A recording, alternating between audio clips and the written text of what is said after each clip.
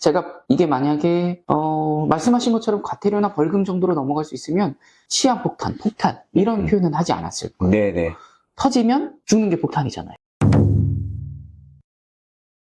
안녕하십니까. 덕으로 김재강입니다. 오늘은 성공적인 센터 오픈을 꿈꾸시는 대표님들 또는 지금 현재 운영하시는 분들을 위해서 아주 중요하고 민감한 주제를 다루고자 합니다. 바로 인건비 문제인데요. 특히 업계의 오랜 관행이었던 트레이너 또는 강사의 3.3% 사업소득 신고가 최근 시한폭탄이 되어 돌아오고 있습니다. 그래서 이 문제에 대해 명쾌한 해답을 주실 전문가 노무법인 가치의 조현진 대표 노무사님을 모셨습니다. 안녕하십니까, 대표님? 네, 안녕하세요, 대표님. 네, 대표님 소개 한번.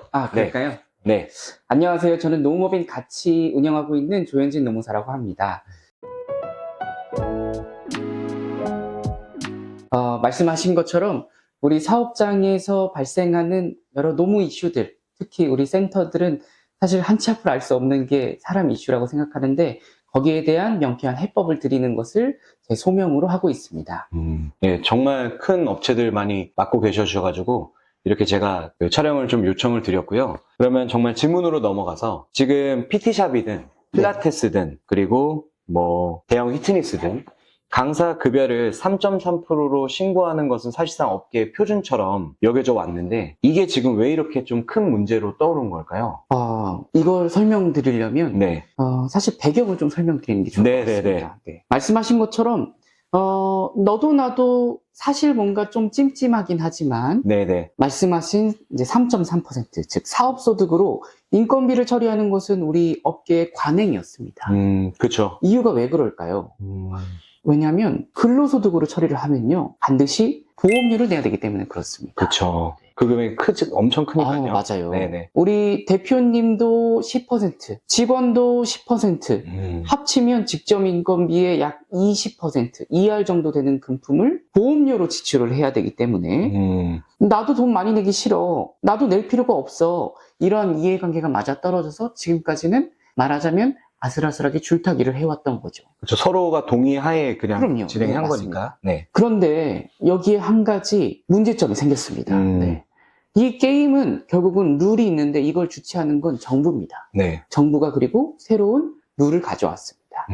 다시 시간을 조금 더 거슬러서 올라가 보겠습니다. 네네. 다들 뉴스를 보신 분들은 아실 텐데 노동부 장관이 네. 새로 바뀌었습니다. 이재명 정부 들어서 바뀌었는데 이제 하시던 이제 업무가 민주노총 출신 위원장이십니다. 여러 가지를 시사한다고 생각하는데 처음 각지에 있는 수석감독관을 만나는 간담회 자리였습니다. 네네. 그 간담회 자리에서 워딩을 하셨던 말이 있는데 바로 가짜 3.3% 불법적인 관행 뿌리 뽑겠다. 뭐 이런 이제 내용의 강력한 이제 메시지를 던지셨어요. 네. 그러니까 다시 말해서 지금까지는 너도 나도 오케이 해서 위법하게 하고 있었던 관행들을 이제는 불법이라고 간주하고 더 이상 허용하지 않겠다라고 한 거죠. 물론 이 근저에는 고용보험, 건강보험, 결국은 이제 보험료에 관한 이슈가 없을 수 없습니다. 그렇죠. 그러면은 저도 그렇게 한 적도 있고 모든 지금 이걸 보시는 대표님들이 뭐 10중 8, 9분 거의 8, 9분은 저희가 3.3%를 떼고 그리고 신고도 솔직히 안 하는 분들도 많잖아요. 뭐 그렇죠. 네, 근데 매달 성실히 했다. 만약에 했다라고 가정했을 때 그러면 대체 뭐가 문제냐라고 이제 항변하시는 분들이 좀 있으세요. 근데 이제 법적으로 정확히 어떤 문제가 좀 되는 건지. 네. 네. 이걸 설명을 해보려면 네. 이렇게 한번 생각해 보시면 좋을 것 같아요. 우리가 지금은 조금 철진한 이슈긴 하지만 네. 사실 이 업계에 있어서 원래 문제점은 뭐였죠? 퇴직금에 관한 이슈. 그렇죠. 퇴직금이 그렇죠. 엄청 컸으니까요. 네. 지금도 사실 뭐 지속되는 이슈이긴 한데 네. 과연 퇴직금을 줘야 되는 것이 맞느냐. 이 논리에서 한번 기억을 해보시면 좋을 것 같아요. 퇴직금을 주는 사람들은 누구죠? 대표가 줘야죠. 대표가 주는 거고 네. 누구한테 주죠? 직원한테. 그렇죠. 맞습니다. 우리가 직원을 다른 말로 한다면 근로자입니다. 근로기준법상 근로자라고 한다면 즉 우리 생각하기에 퇴직금에 해당하는 정도의 금품을 주시는 분이라고 한다면 네. 원칙적으로는 보험료를 떼고 근로소득으로 처리를 해야 됩니다. 네네. 그런데 그렇게 안 하고 있었던 거잖아요. 퇴직금은 주면서 네. 근로자인 트레이너가 대표적이 되겠죠. 그렇죠. 직원 트레이너요. 퇴직금은 주면서 비용은 사업소득으로. 사업소득으로 신고하니까. 그러니까 말하자면 실질적으로 일을 하는 신분과 인건비를 처리하는 방식이 일치하지 않았던 겁니다. 근데 예전엔 이거 알 수가 없었어요, 대표님. 왜 알 수 없었어요? 왜냐면 그 사람들이 누군지를 확인하려면 세무서에 우리 신고하는, 국세청에 신고하는 사업소득 원천징수 영수증이라는 게 필요하거든요. 그렇죠. 근데 노동부는 국세청이 아니잖아요. 네네. 그 자료를 받기가 어려웠어요. 사실상 불가능했어요. 음. 그러니까 우리 원에 나온다고 하더라도, 센터에 나온다고 하더라도 과연 얼마나 직원들이 있느냐 알 수가 없었었던 없죠. 거구나. 근데 여기서 게임의 룰이 바뀌었습니다. 10월 23일부터는 이제 노동부에서 국세청과 협조가 되는, 공유가 되는 시스템이 새로 생겼습니다. 법이 개정됐거든요. 그러니까 감독관들은 이제 우리 사업장에 근로소득으로 신고한 사람과 사업소득으로 신고한 사람을 훤히 들여다볼 수 있는 근거가 생긴 겁니다. 그러니까 발등에 그쵸. 불이 불이 떨어진 거죠. 네, 맞습니다. 그게 지금 현재의 상황이고, 이제 우리 센터에서, 원에서 겪게 될 가장 큰 리스크입니다.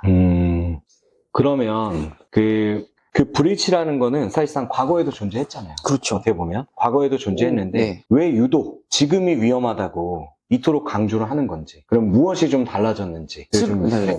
방금 말씀드린 것처럼 정보를 받을 수 있다. 이게 가장 크게 달라진 겁니다. 세무 쪽에서의 이런 그렇죠. 정보를 근로기준법이 개정이 됐어요. 네네. 23일부터는 이제 이걸 눈 가리고 아웅할 수 없다는 겁니다. 그리고 감독에 있어서도 노동부 장관이 7개 업종을 집었습니다. 그 중에 하나가 바로 우리 체력 단련업이 메인 업종으로 포함되어 있습니다.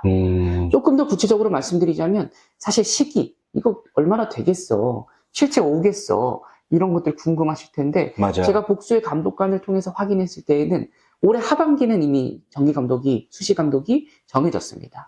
내년도 3월부터는 감독이 체력 단련업에 실제로 나올 수 있다. 본격적으로. 네, 본격적으로 나올 수 있다. 내년 3월부터는 진짜 위험해진다고 합니다. 그렇죠. 네. 그러니까 시기가 생각보다 얼마 남지 않았다. 그러면 어떻게 보면 공조인 거잖아요. 그 노동청과 맞습니다. 국세청이. 그렇죠. 그러면 그런 시스템이 만들어졌다고 하는데, 보시는 대표님들 이해하기 쉽게 실제 어떻게 작동하는지 좀 설명해 주실 수 있으실까요? 그럴까요? 네네. 쉽게 말해서 어떤 사업장들이 타겟이 될 거냐, 네. 문제가 될 거냐, 이런 그렇죠. 이슈겠죠. 네. 뭐 이건 어디 딱 떨어진 것도 아니고 지금 감독이 실시되는 것은 아니기 때문에 여러 가지로 제가 좀 생각을 해봤어요. 다방면으로. 이 몇 가지 경우가 있을 것 같습니다. 크게 저는 한 3가지 정도를 들고 싶습니다. 지금부터 우리 센터가 어떻게, 어디에 해당될 수 있는지를 한번 생각해 보시면 좋을 것 같아요.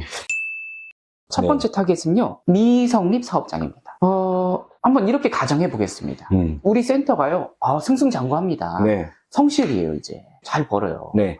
한 매출 월에 한 1억 칩니다. 1, 2억 치는데 근로자가 아무도 없는 겁니다. 그게 말이 될까요? 우리 근로자 누가 있을까요? 예를 들면 뭐 오토로 돌리신다, 반오토로 돌리신다라고 한다면 점장급의 누가 관리자가 있을 수도 그렇죠. 있고요. 매니저가 있을 수 그렇죠. 있으니까. 또 그게 아니다라고 하더라도 센터 내 인포, 근로자시잖아요. 그렇죠? 그렇죠. 우리 직원이시잖아요. 시간에 따라서 시급이나 월급을 받으시잖아요. 그렇죠? 또 FC 팀장 뭐 있을 수도 있고요. 네. 이런 관리자나 혹은 이제 그와 유사한 업무를 하는 트레이너가 아닌 네. 사람들이 그 정도 규모면 있을 수밖에 없습니다. 그렇죠. 대표님들이 다 하실 수 없잖아요. 그런데 우리 사업장은 근로소득으로 신고된 사람이 없습니다. 성립 자체가 된 적이 없습니다. 공단 입장에서, 노동부 입장에서 이상하게 생각하지 않을까요? 네. 이게 첫 번째 이슈입니다. 우리 사업장이 성실 사업장이 될 정도의 매출 규모가 있는데도 불구하고 모두 다 사업소득으로 처리를 하고 있다. 그게 첫 번째 문제가 되는 패턴이라고 생각합니다. 그럼 두 번째는? 네, 두 번째는요, 이렇게 한번 생각해 볼까요? 우리 센터 내에서 한 개의 업체, 그리고 한 개의 근로자에게 동시에 근로소득을 주면서 사업소득으로 처리를 하시는 분들이 따로따로. 맞아요. 있을 수 있습니다. 수업료는 따로 주거나. 그렇죠. 네. 네, 맞습니다. 예를 들면, 말씀하신 것처럼, 맞아요. 200만 원을 내가 고정으로 깔아준다. 네. 미니멈을 맞춰준다. 200만 원 너무 많나요? 어쨌든 고정적으로 주시는 금품이 정해져 있고, 이건 근로소득으로 처리를 하고 있습니다. 그렇죠. 보험료를 내줘요. 그런데요, 나머지 금액은, 예를 들면 우리가 2차 인센티브가 있다. 네. 혹은 수업료에 100만 원을 뺀 나머지 금액이 있다. 이렇게 달라지는 금액은 사업소득으로 신고를 했다라고 생각해 보겠습니다. 그렇죠. 거의 대부분 그렇게 하죠. 그런데 이건요, 사실 자백하는 거나 다름없습니다. 왜냐하면 공단의 입장에서, 노동부의 입장에서 보면 어떤 동일한 사람이 우리 사업장에서 프리랜서로 일하면서 동시에 근로자로 일한다는 건데 이건 논리적으로 말이 안 되거든요. 둘 중에 하나만 배타적으로만 가능한 거기 때문에 그렇습니다. 그러니까 공단 입장에서 보면 야, 너 사업소득으로 신고하는 거 니네 보험료 안 내려고 이거 탈루하려고 이렇게 신고하고 있는 거네 라고 밖에는 해석이 안 되는 거예요. 그럼 따로 신고를 하면 안 되고 그거에 대한 그러면은 같이 신고를 하던가 근로자로 쓰던가 맞아요. 그렇죠. 역시 대표님 딱 이해하셨죠. 아니면은 그냥 아예 사업소득으로 그렇죠. 하거나 그렇게 하셔야 되는 거구나. 물론 이제 방법에 관한 얘기는 뒤에서 다시 드리겠지만 네네. 지금 말씀드린 것처럼 분할해서 사업을 신고한다? 이건 예전부터도 위험한 징표였습니다. 눈에 너무 보여요. 두 개를 같이 놓고 보면 바로 보여버리거든요. 이게 두 번째 위험한 패턴, 분할 신고에 해당하는 내용입니다. 이게 만약 가능하면 누가 보험료 내겠어요? 최저임금만 신고하고 나머지는 다 사업소득으로 돌려서 보험료 안 내고 말이죠. 누구나 다 그렇게 하겠죠. 그렇죠. 네. 그건 안 되는 겁니다. 마지막 네. 세 번째 이슈입니다. 세 번째 이슈는 사실 이게 가장 해당이 많이 되실 수도 있다고 생각해요. 바로 똑같은 금액을 1년 12달 내내 동일한 사업소득으로 신고하는 분들입니다. 그런 데가 많죠. 뭐 관리자도 있을 수 있고. 그렇죠. 네. 네, 아니면은 뭐 FC 직원들도 그냥 딱 고정금만 주는. 그렇죠. 정확히 그렇죠. 맞습니다. 지금 말씀하신 것처럼 예를 들어서 사업소득으로 신고하는 프리랜서라고 한다면 임금이 어떻게 돼야 되죠? 편차가 있어야 돼요. 그렇죠. 사업소득으로 하니까. 네. 많이 한 달은 많이 갖고 가고 개수 200개 막 이렇게 쳤다. 네. 그러면 500만 원 이상 갖고 가셔야 될 거 아니에요. 근데 100개밖에 못 쳤다. 물론 뭐 극단적인 예지만 그럼 그거에 따라서 임금도 우리 줄어들지 않습니까? 네네. 그러니까 1년 12달 내내 동일하게 받을 일이 없는 거예요. 그렇죠. 거의 없죠. 없죠. 네. 그런데 한치의 오차도 없이 동일한 금액을 받았다? 이건 근로자로밖에는 보이지 않습니다. 아무리 감독관이 나와서 비싼 노무사를 쓰고 대응을 한다고 하더라도 개면 쪽에서 얘기하지 못해요. 노무사님 이렇게 똑같은 금액을 1년 12달 주셨는데 이거 프리랜서라고 주장하시는 거예요? 이렇게 얘기하면 저는 할 말 없을 것 같아요. 네. 세 번째는 동일한 금액을 신고하는, 편차가 없이 신고하는 경우가 문제가 될 수 있습니다. 그 세 가지가 정말 좀 중요한 네. 이슈 사항이겠네요. 그래서 들으시는 대표님들이 나는 여기에 해당되는데? 라고 한다면 여기는 이제 타겟이 될 수 있는 거죠. 반대로 대표님이 아니라 우리 트레이너분들 혹은 뭐 관련된 FC분들 나는 동일한 금액을 계속 똑같이 사업소득을 받고 있는데 그러면 보험료 10%는 누가 내는 거죠? 근로자가 냅니다. 근로자가 되죠. 네. 그러면 이건 역시 우리 트레이너분들한테도 혹은 FC분들한테도 근로자분들한테도 해당이 될 수 있는 얘기라는 겁니다. 그러니까 원래 항상 대표는 본인이 좀 책임지고 퇴직금 이런 것 때문에 정말 그런 것 때문에 스트레스 많이 받아 하잖아요. 맞습니다. 근데 이거는 양쪽 다 어떻게 보면 좀 그렇죠. 네. 폭탄이 있는 폭탄이 있을 수 있겠네요. 그러면 이 3대 징후에 걸려서 적발이 됐습니다. 예를 네. 들어서 보통 대표님들 그냥 벌금 내고 말지 뭐. 네. 왜냐면 저희 뭐 체육설업 신고 안 해가지고 뭐 걸려도 그렇죠. 뭐 벌금 내고 뭐 이렇게 하니까요. 그렇게 많이들 생각을 하실 텐데 구체적으로 좀 어떤 위험에 좀 처하게 될까요? 네. 제가 이게 만약에 말씀하신 것처럼 과태료나 벌금 정도로 넘어갈 수 있으면 시한폭탄, 폭탄 이런 표현은 하지 않았을 거예요. 네네. 터지면 죽는 게 폭탄이잖아요. 그렇죠. 죽습니다. 왜냐? 한번 생각해 볼까요? 죽을 수도 있다. 네. 센터 운영 닫아야 돼요.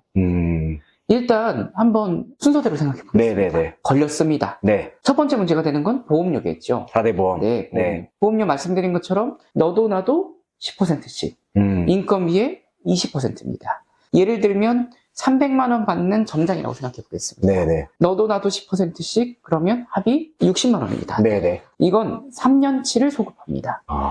3년치. 맞습니다. 우리 센터 내에 그렇게 근무하신 분들에 대한 것이 모두 다 합산될 거니까 네. 제가 생각하기에는 점장 1명, FC 1명 네. 이 정도는 무조건 해당이 되지 않을까 싶어요. 네네. 두 분 합쳐서 직접 인건비 제가 500으로 가정해 보겠습니다. 네네. 그러면 한 달에 100만 100만 원. 원씩 36개월이잖아요. 네. 그럼 3,600이네요. 네. 이게 일단 첫 번째입니다. 네. 두 번째는요. 근로소득세를 내야 되는 이슈가 생깁니다. 그러니까 우리 사업소득으로 다 처리해 와오셨잖아요. 그죠? 네네. 그러면 그 3년 동안에 마감했던 원장들을 다 뒤집어 까서 세무기장 원장들을 다 뒤집어 까서 다시 그걸 근로소득으로 돌리고 근로소득세로 신고를 해야 되는 이슈가 생겨요. 물론 근로소득세는 누가 내죠? 직원들이 냅니다. 네네. 본인들이 내시는 거예요. 근데 가산세는요? 네, 가산세는 회사가 냅니다. 네, 가산세가 아까 말씀드린 500 기준이라고 한다면 거기에 약 7% 정도가 됩니다. 물론 이건 이제 세무적으로 어떻게 볼지에 따라서 하는데 10% 정도라고 그냥 제가 가정해 보겠습니다. 네. 그러면 또 50만 원이 올라가고 1,800만 원이 되네요. 그게 3년치인 거죠? 그렇죠. 그러면 직접적으로 회사에서 부담해야 되는 것 합쳐서 4,800입니다. 3년 동안. 네. 근데 사실 그게 끝이 아니에요. 또 있습니까? 뒤집어 깠어요. 그러면 네. 누가 태클을 걸겠습니까? 세무서죠? 네, 조사가 나올 수 있습니다. 음. 국세당국에서는 어쨌든 인건비를 3년치를 뒤집어 깠다라는 것은 우리 사업장 굉장히 좋지 않은 것으로 볼 겁니다.